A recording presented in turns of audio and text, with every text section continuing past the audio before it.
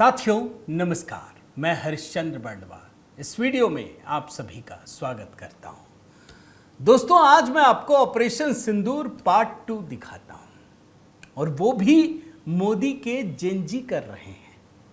आप बोलेंगे कि क्या हो गया, ये मोदी के जेनजी क्या कर रहे हैं। दोस्तों, दरअसल ये सारे के सारे विपक्षी, ये पूरा का पूरा खान मार्केट गैंग ये नेपाल को देखकर बड़ा उत्साहित था कि अब भारत में भी जेनजी मोदी के खिलाफ बगावत का बिगुल फूकेंगे।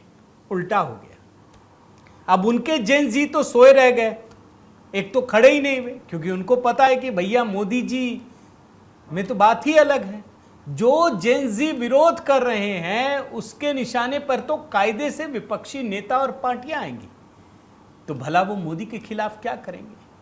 लेकिन मोदी जी के जेनजी ने क्या कमाल किया है दोस्तों, ये मैं आपको दिखाता हूं। और वो भी भारत में नहीं, ये कोहराम मचा रहे हैं पाकिस्तान ऑक्युपाइड कश्मीर में। कितनी बड़ी खबर है ये आपको इस वीडियो में अंदाजा होगा दोस्तों, क्योंकि एक साथ एक नहीं तीन घटनाएं। अफगानिस्तान ने भारत के साथ हाथ मिलाया और इतिहास में पहली बार जो तालिबानी शासन का विदेश मंत्री है ना, वो भारत आ रहा है दोस्तों। बहुत बड़ी घटना, पाकिस्तान को नींद नहीं आ रही। दूसरी बड़ी घटना, भारतीय सेना ने साफ साफ कह दिया है कि इस बार हम क्या कुछ करने वाले हैं पाकिस्तान में। और तीसरा, पाकिस्तान के अलग अलग इलाकों में बगावत के जो बिगुल फूंक दिए गए हैं उससे पाकिस्तान हलकान है। ये सारी कहानी आज के वीडियो में दिखाने जा रहा हूं। मैं निवेदन करता हूं दोस्तों, ज़रूर कमेंट करके अपनी राय भी दीजिएगा।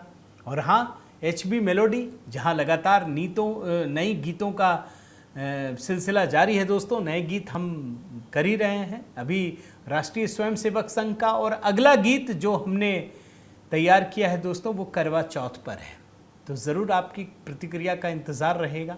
आइए शुरू करते हैं दोस्तों। पहले तो मैं आपको एकदम लेटेस्ट खबर दिखाता हूं, और ये बड़ी खबर है। हो सकता है बहुत सारे लोगों को समझ में ना आए, मेन स्ट्रीम मीडिया बोले कि अरे ठीक है, होगा तब देखा जाएगा। आप जानते हैं, अफगानिस्तान के विदेश मंत्री आमिर खान मुत्ताकी भारत आ रहे हैं।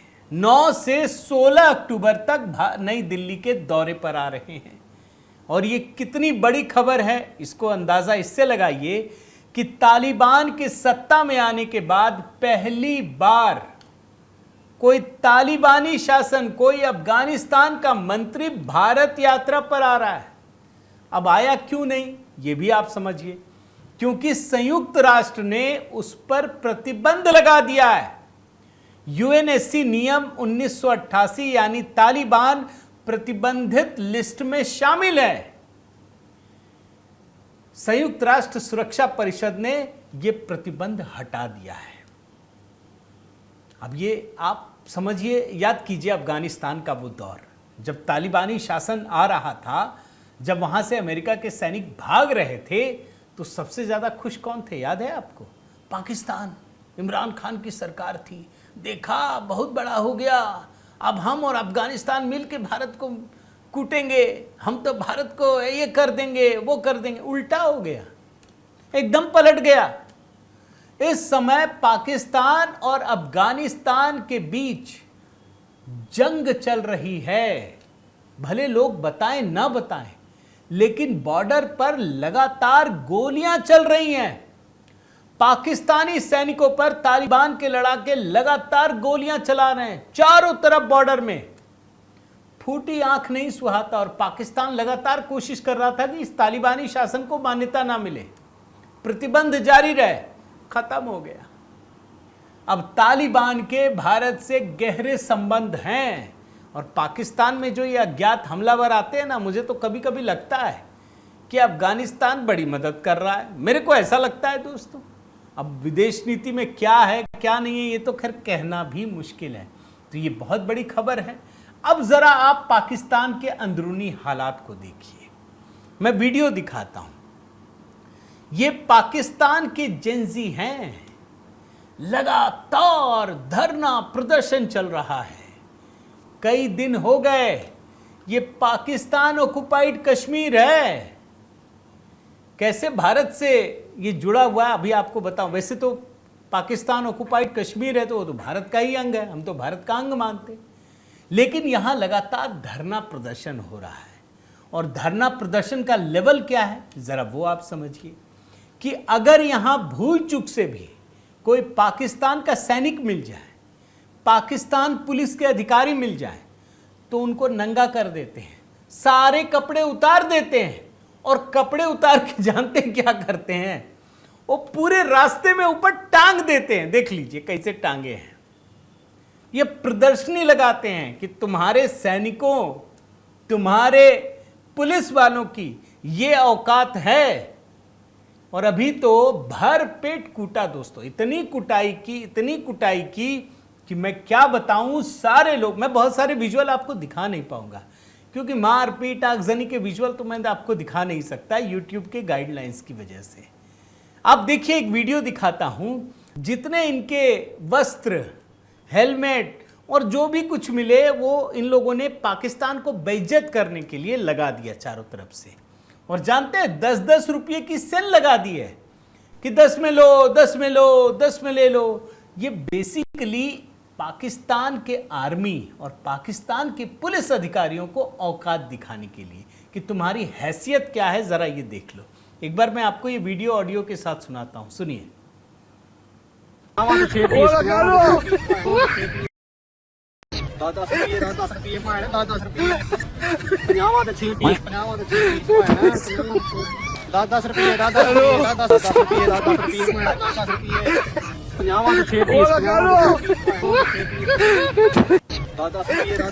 आज की स्थिति जानते हैं क्या है दोस्तों? भाई कश्मीर तो आप जानते हैं पूरा पहाड़ी एरिया है, हिमालयन रेंज है। पाकिस्तान के सैनिक हो या पाकिस्तान के पुलिस के अधिकारी, पीओके के लोग बेइंतहा नफरत करते हैं। जहां मिलते हैं वही मारते हैं, जहां दिख जाते हैं वहीं पीटते हैं, वहीं कुटाई करते हैं। और आप विजुअल देखिए, चारों तरफ लोग वैसे ही पड़े हुए हैं, कोई कुछ कर ही नहीं पा रहा, बेबस। इस तरह के हालात वहां बन चुके हैं।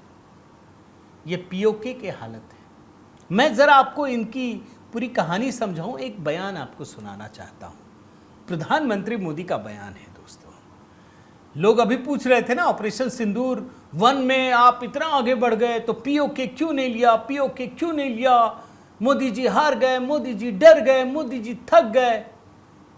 अरे ये सवाल भी पूछने के लिए ना हिम्मत चाहिए होता है।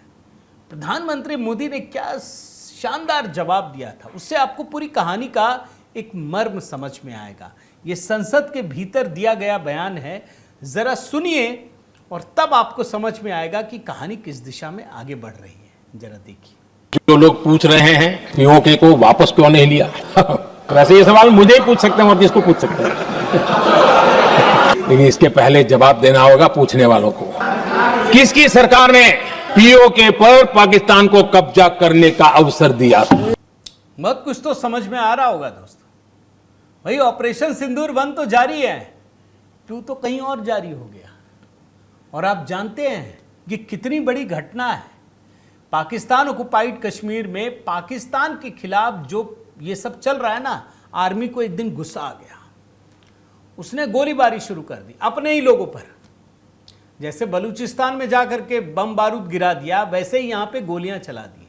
12 लोग मर चुके हैं, कम से कम 1 दर्जन से अधिक लोग मान के चलिए।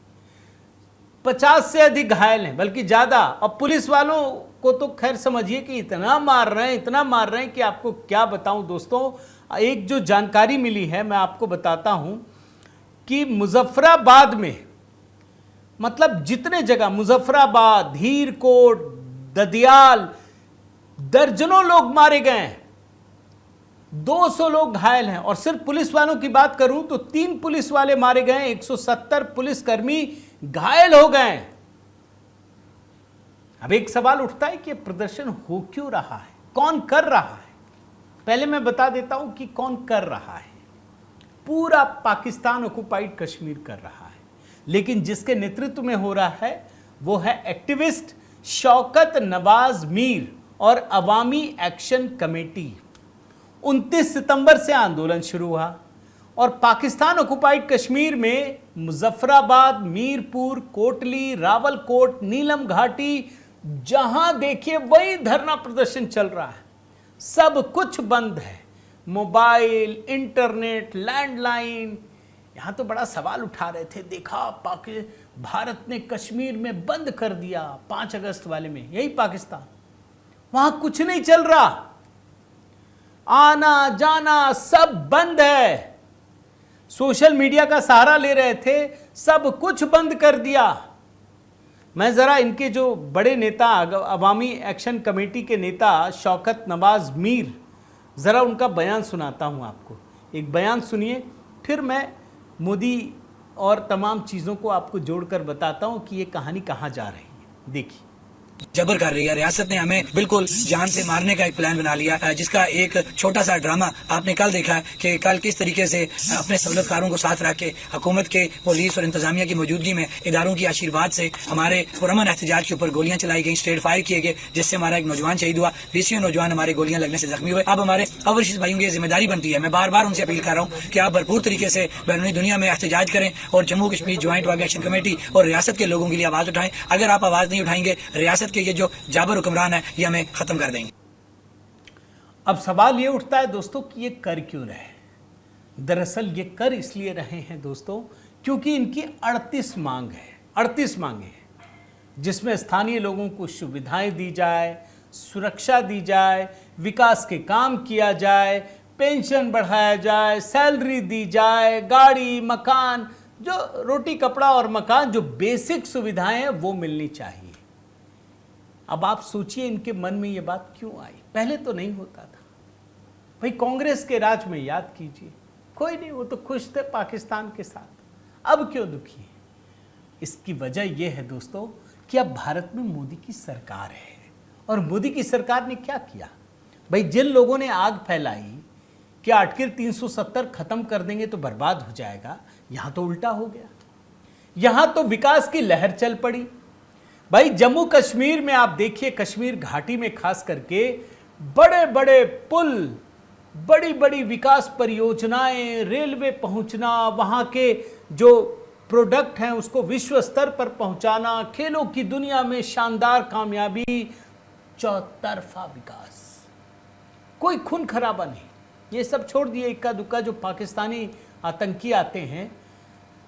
आप माहौल को समझिए, ये पाकिस्तान ऑक्युपाइड कश्मीर के लोग देख रहे हैं कि यार यही एक कश्मीर, वहां इतना विकास, यहां इतनी गिरावट। अब उनकी उम्मीदें जग रही हैं। अब पाकिस्तान कंगाल है भाई, भारत भी पहले यही स्थिति में रखा गया तो वो भी गरीब, हम भी गरीब। अब तो ये स्थिति नहीं है, अब तो कश्मीर की स्थिति अच्छी है। अब पाकिस्तान ऑक्युपाइड कश्मीर के लोगों की भावनाएं जुड़ रही हैं।